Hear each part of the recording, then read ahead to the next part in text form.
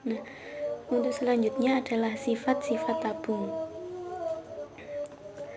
Yang pertama yaitu tabung memiliki 3 sisi, 1 sisi persegi panjang dan 2 sisi lingkaran.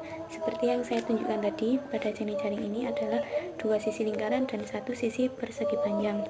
Selanjutnya tidak memiliki rusuk, tidak memiliki titik sudut, tidak memiliki diagonal bidang, dan tidak memiliki bidang diagonal. Tabung memiliki sisi alas dan sisi atas yang berhadapan. Nah, selain sisi atas dan sisi bawah tabung ini, selain mereka sejajar, dapat dikatakan juga bahwa kedua lingkaran ini adalah berhadapan dan ukurannya sama atau kongruen. Selanjutnya, tinggi tabung merupakan jarak titik pusat bidang lingkaran atas dengan titik pusat bidang lingkaran bawah. Nah, misalkan pada gambar ini, tinggi tabung dinyatakan pada lingkaran atas ini, titik pusat pada lingkaran atas jika dihubungkan dengan titik pusat pada lingkaran bawah, maka itu yang dinamakan dari tinggi tabung. Selanjutnya, bidang tegak tabung berwujud lengkungan yang disebut sebagai selimut tabung.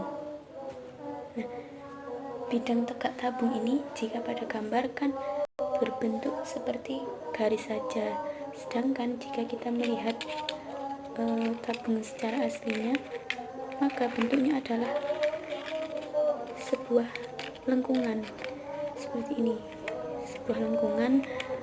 Nah, ini yang dinamakan sebagai selimut tabung. Jaring-jaring tabung berwujud 2 lingkaran dan 1 persegi panjang. Dari tadi sudah kita bahas. Untuk selanjutnya adalah cara menggambar tabung. Langkah-langkah untuk menggambar tabung seperti ini adalah, yang pertama, gambar alas tabung yang berbentuk elips. Karena mengapa berbentuk elips? Karena itu mewakili bentuk aslinya, yaitu lingkaran. Karena ketika kita menggambar tabung, maka akan seperti tampak dari samping. Jika kita tampak dari samping, maka bentuk lingkaran itu akan menjadi seperti elips. Jadi langkah yang pertama, kita akan membuat lingkaran bawah ini sebagai alas.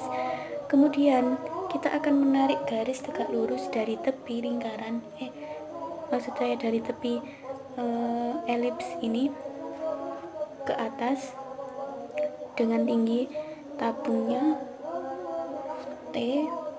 Kemudian gambar lingkaran tutup tabung sejajar dengan lingkaran luasnya, maksudnya elips alasnya.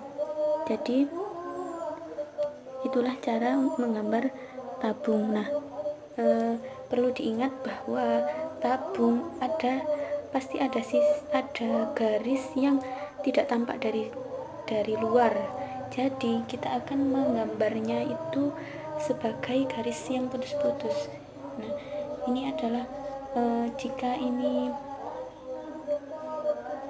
itu, maka ini adalah, kan ini bangun ruang, jadinya di dalamnya pasti kan ada beberapa sisi yang tidak tampak dari depan, maka itu akan diberi sebagai garis-garis putus-putus.